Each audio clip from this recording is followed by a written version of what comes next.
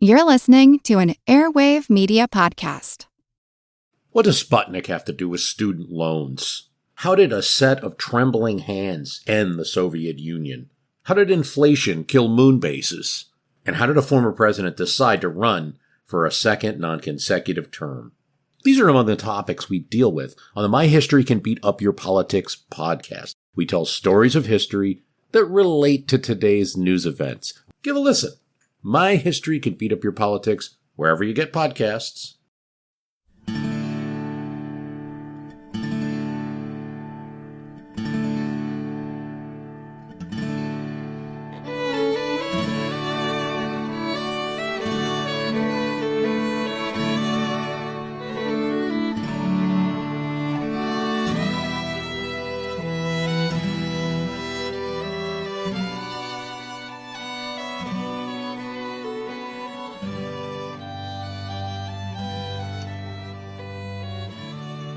Hey everyone, thanks for tuning in to episode 432 of our Civil War podcast.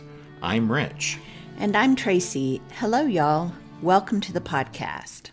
As you guys will recall, by the end of the last show, we'd set the stage for another dramatic event in the battles for Chattanooga, the storming of Missionary Ridge by the Yankees on November 25th, 1863. The previous day, the 24th, Hooker's Federals had captured Lookout Mountain in a remarkable action that came to be called the Battle Above the Clouds. The imposing mass of Lookout loomed over Chattanooga to the southwest of the town, but while its capture by Hooker was undeniably dramatic, the key to the Confederate position was actually Missionary Ridge, which dominated Chattanooga to the east. That's because behind Missionary Ridge was the railhead at Chickamauga Station on the Western and Atlantic Railroad, which was the Confederates' lifeline to Atlanta to the south. The Western and Atlantic was Braxton Bragg's line of communication and supply, and, if it came to it, would be his line of retreat, away from Chattanooga and down into northwest Georgia. In formulating a plan to crack the rebel position and once and for all end the deadlock at Chattanooga, Ulysses S. Grant had always intended that his main blow would land against the north end of Missionary Ridge and would be made by his favorite lieutenant, William Tecumseh Sherman. But as we talked about in that last episode, Sherman had run into a spot of trouble on the 25th at a place called Tunnel Hill, where Confederate Division Commander Patrick Cleburne stopped him cold.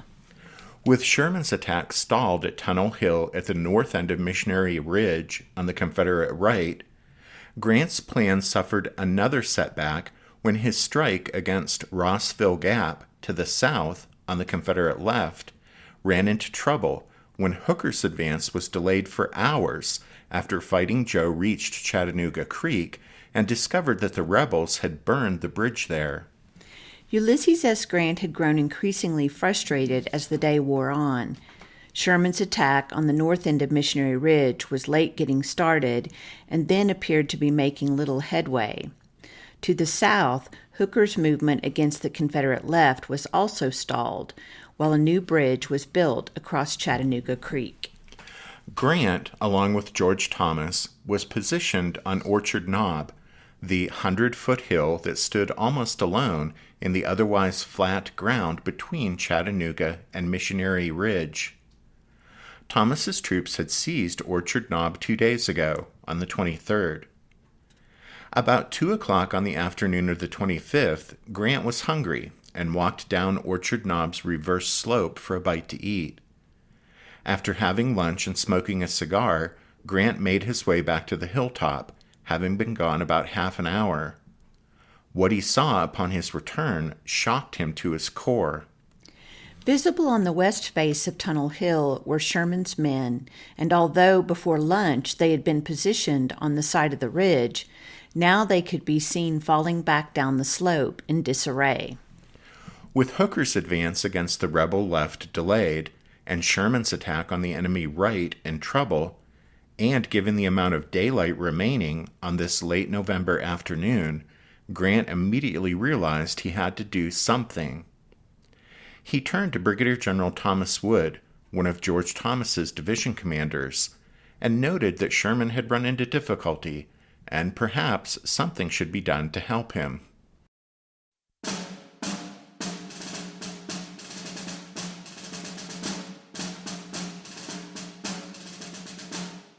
Every eye on Orchard Knob was turned on General Sherman's operations, keenly watching his movements and, in profoundest sympathy, ardently desiring success to crown his sturdy efforts. But all in vain. Assault after assault was repulsed. About 2:30 p.m., it was plainly and painfully evident to every beholder on Orchard Knob that General Sherman's attack, which, according to the plan of battle, was to be the dominant coup of the battle, had been hopelessly defeated and was an irretrievable failure. It was evident that his further progress toward the crest of the ridge was definitively stopped. It chanced that at the moment of the repulse, General Grant was standing near me. He approached and said, "General Sherman seems to be having a hard time." I replied, "He does seem to be meeting with rough usage." To this, General Grant said, "I think we ought to try to do something to help him." I said, "I think so too, General, and whatever you order, we will try to do." General Grant continued, "I think if you and Sheridan were to advance your divisions and carry the rifle pits at the base of the ridge, it would so threaten Bragg's center that he would draw enough troops from the right to secure his center, to ensure the success of General Sherman's attack." I replied, "Perhaps it might work in that way, and if you order it, we will try it, and I think we can carry the entrenchments at the base of the ridge." General Grant walked immediately from me to General Thomas, distant about 10 paces. They were in conversation a very short time, perhaps 2 or 3 minutes, when General Thomas called General Granger, who stood near to him. After perhaps 2 minutes' conversation, General Granger came to me and said, "You and Sheridan are to advance your divisions, carry the entrenchments at the base of the ridge if you can, and if you succeed, to halt there." He further said, "The movement is to be made at once, so give your orders to your brigade commanders immediately, and the signal to advance will be the rapid, successive discharge of the 6 guns of this battery." I immediately sent for my brigade commanders, Hazen, Willock, and Beatty, repeated to them the orders received from General Granger, and directed them to give the orders to their regimental commanders in person, who, in turn, were to give the orders to their company commanders in person. I was thus careful in having the orders transmitted, because I desired commanders of every grade in the division to fully understand what the movement was to be, and that there might be neither misconception nor confusion. Brigadier General Thomas J. Wood, Division Commander, Army of the Cumberland.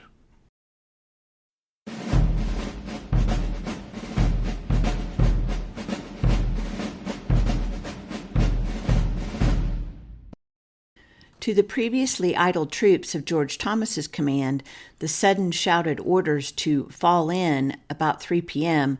were like an electric shock.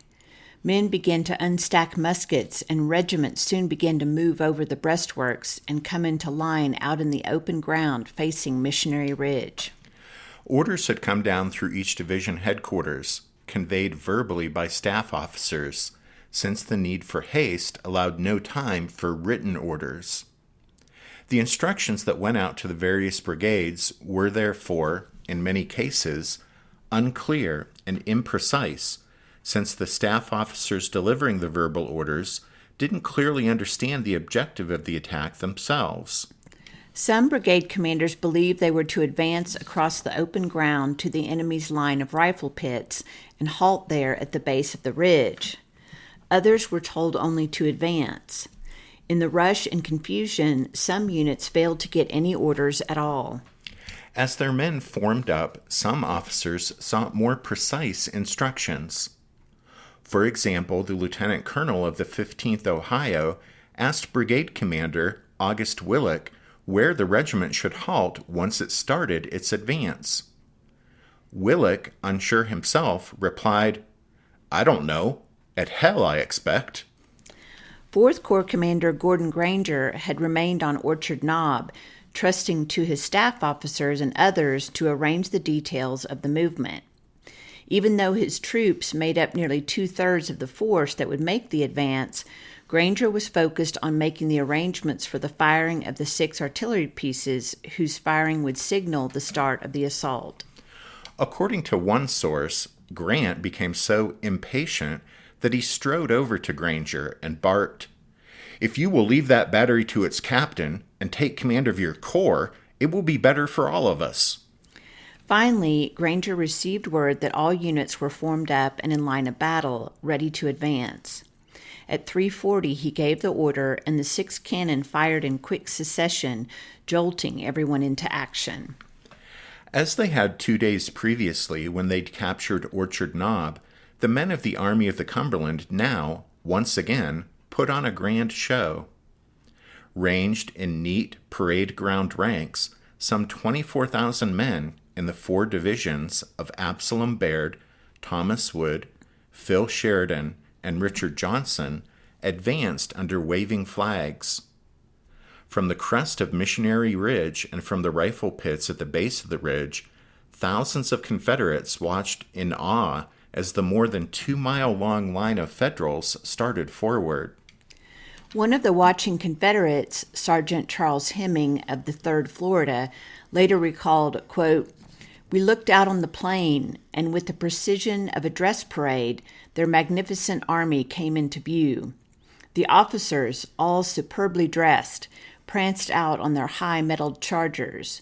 The bands played, and to the music came the most wonderful array of splendidly equipped soldiers I ever saw. The old flag waved beautifully at the head of each regiment." Hemming continued, saying, "I loved the old flag dearly when I was a boy, and when the 4th of July came, I had my miniature cannon lined up to salute the flag. When I looked upon it at the head of that wonderful army, I confess that it drew my silent admiration, as I suppose it did of many of our Confederate soldiers. However, we had a duty to perform, and a new flag to serve, so we lay down on the top of the hill, waiting for the coming foe."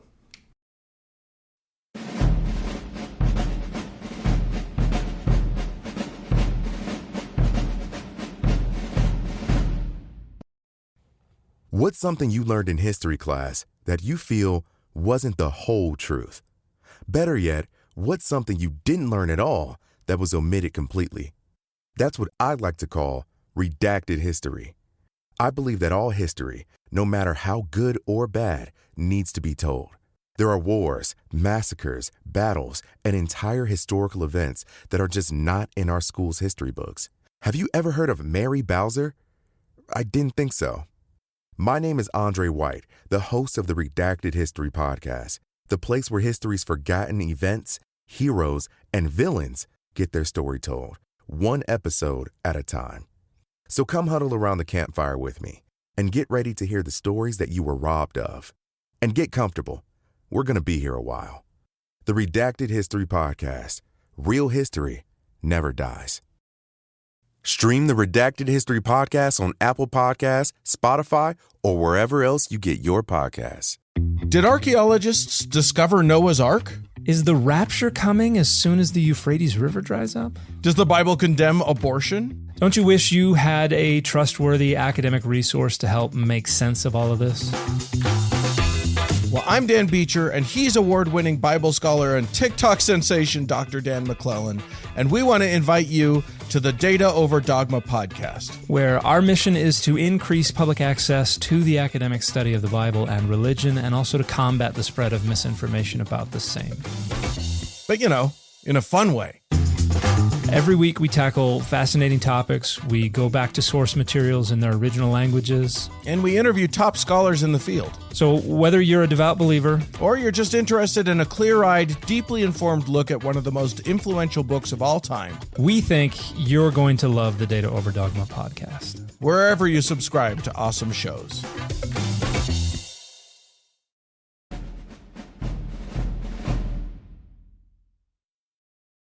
Up on the crest of Missionary Ridge, Confederate Brigadier General Alfred Manigault, who thought the Federal attackers must number at least 50,000 men, later admitted, quote, "The sight was grand and imposing in the extreme. Such a sight I never saw either before or after, and I trust under the same circumstances never to see again." The rebels deployed in the rifle pits at the bottom of the ridge, who had a front row seat to that grand and imposing sight, numbered about 9,000 men, and they shouldn't have been there. You see, that morning, William Hardee, the Confederate commander who was responsible for this part of the rebel lines, was inspecting the rifle pits at the foot of the ridge, along with Division Commander Patton Anderson. As Hardee and Anderson discussed the possibility of a Yankee attack there against the center of Missionary Ridge, Anderson asked what he should do. Should he put up a stiff fight there at the foot of the ridge? Or should he have the men there retreat up the slope to the crest?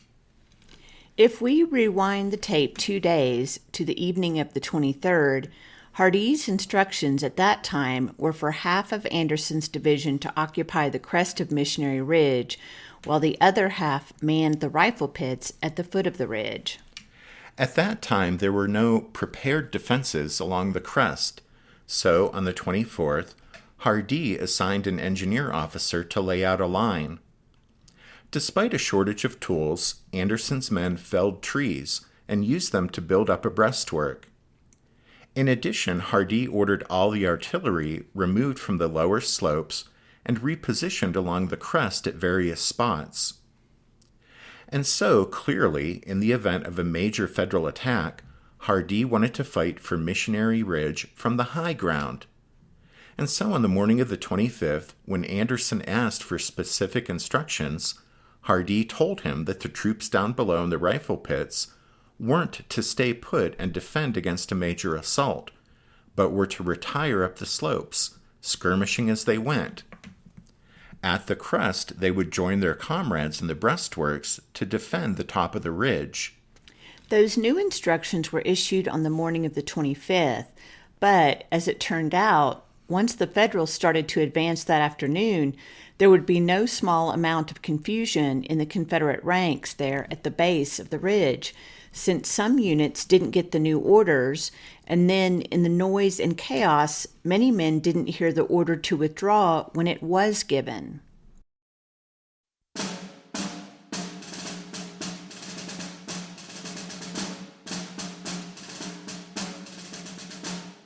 They advanced on us in fine style. We held our fire until they were within about 300 yards of us, and then poured a deadly fire into them, and made many of them bite the dust. But we were very few in number, merely a line of skirmishers in a single rank, and scattered at that. I judged from the looks of their numbers that there must be all of 100,000 men. We mowed them down until they were within 30 yards of us, and then we retreated up the hill and made a short stand. But it was no use, and we were again forced to retreat, and then the worst part of the fight, for the hill was dreadful steep, and the enemy kept up a continual fire, and threw a continual shower of bullets among us, and I only wonder they did not kill all of us. Many a poor fellow fell exhausted and was taken prisoner. I did not think that I should be able to reach the top, for I had on a heavy knapsack, and 3 days' rations in my haversack, and a canteen full of water. I stopped several times and took a shot at the Yankees, and at the same time it rested me. The bullets flew around us so thick that it seemed impossible to escape unhurt. I would have thrown away my knapsack, but could not get it off, and it was lucky for me, for a bullet struck my knapsack at the right shoulder and came out at the left shoulder, making 23 holes in my blanket. When I reached the top of the ridge, I was so much exhausted that I fell down and lay there for several minutes to recover my breath. Then I got behind a log and went to work with a will, shooting Yankees. Private Robert Watson, 7th Florida Infantry.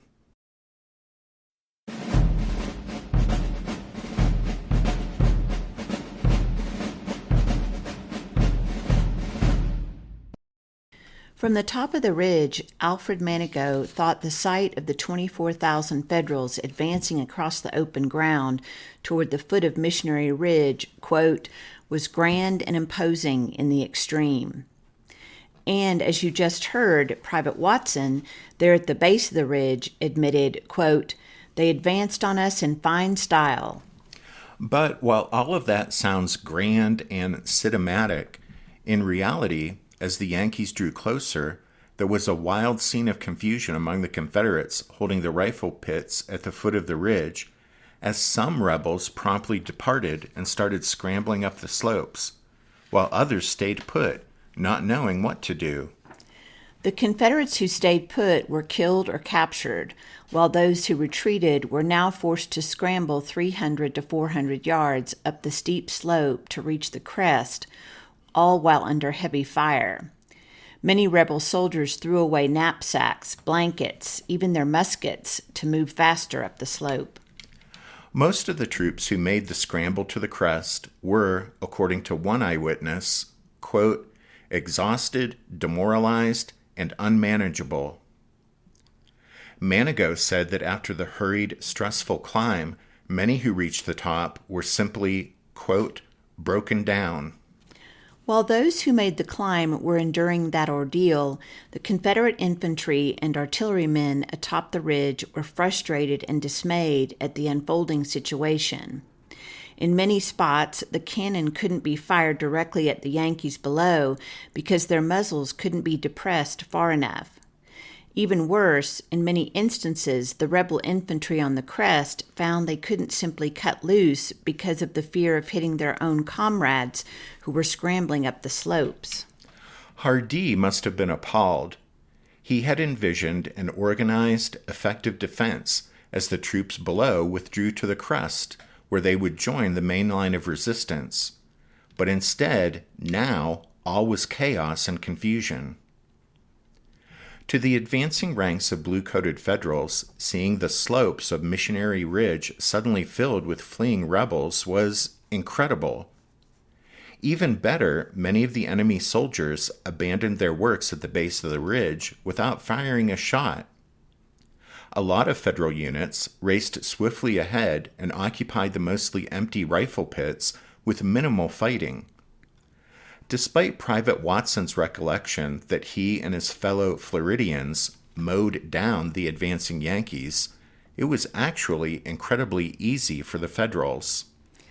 Only later did the Federal soldiers learn about the confusion within the Confederate ranks that had caused their quick and exhilarating victory in capturing the rifle pits at the base of the ridge. At the time, most of the men of the Army of the Cumberland believed the rebels were beaten and fleeing in terror. But now it was the Federals' turn to become confused about their orders. Were they supposed to stop or continue their attack up the slopes to the crest of the ridge? Apparently, some units believed they were supposed to continue the attack right up the slopes, while other units thought they were supposed to halt at the foot of the ridge. But regardless, the developing situation quickly decided the issue, because as the Yankee soldiers arrived at the foot of the ridge and took possession of the Confederate works, they quickly realized the rifle pits there were no prize, but rather a potential death trap. Because as the Federals halted at the base of the ridge, a new danger quickly made itself known in the form of the zip of mini-balls and blasts of canister from the rebel infantry and cannon up on the crest. An officer in a Minnesota regiment later recalled, quote, when we got possession of the first line, we found that it was only knee-high and not protection at all against the musketry and canister that rained down upon us from the crest of the ridge. Whether it was because they thought they were following orders, or whether they simply decided to take matters into their own hands, the Federals at the base of the ridge all came to the same conclusion, that they couldn't stay where they were. And so there was nothing for it but to go on, up the slopes before them, all the way to the top of Missionary Ridge.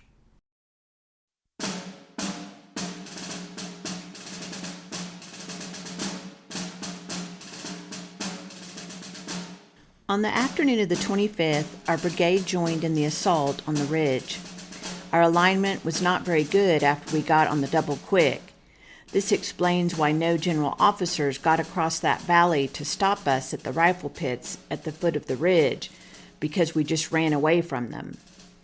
I would suppose we traveled at least a mile before reaching the works at the foot of the ridge, most of the way on the run, our nerves strung to highest tension. The Johnnies rained their shot and shell down into the valley, and our own batteries in the rear were hurling their shot over our heads at the ridge. We stopped just long enough after taking their first works to catch our breath. Then, without any general orders, commenced to climb the heights, keeping no particular order as we fought our way up. It is a well-known fact that after leaving the works at the foot of the ridge, we went the balance of the way on our own responsibility, without any orders except from colonels and captains. It has been said that when Grant asked Thomas, as they stood on Orchard Knob, who gave the order, Thomas said, "No one. They just seemed to be going up themselves." Private Asbury Welsh, 15th Ohio Infantry, Willicks Brigade, Army of the Cumberland.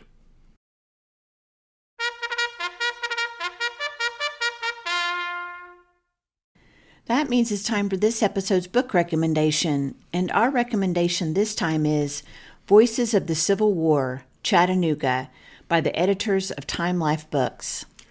I think with every major campaign and battle that we cover, we end up recommending this Voices of the Civil War series of books by Time Life. It's where we get a lot of the great quotes that we use in the episodes. This series is out of print, but the individual titles are still available in all the usual places on the internet where you find used books for sale. And if you do pick them up, they're a wonderful addition to your Civil War bookshelf. You can find a complete list of all of our book recommendations if you head over to the podcast website, which is www.civilwarpodcast.org. Also at the website, you can find information on how to join the Strawfoot Brigade, just like Russ G., Bernard B., Mark M., and Craig did this past week. We also want to say thanks to James S. for his donation. Yep, thanks everyone. We appreciate your support of the show. Thanks to all of you for listening to this episode of the podcast. Rich and I do hope that you'll join us again next time when we'll continue with the story of the storming of Missionary Ridge. But until then, take care. Thanks everyone. Bye.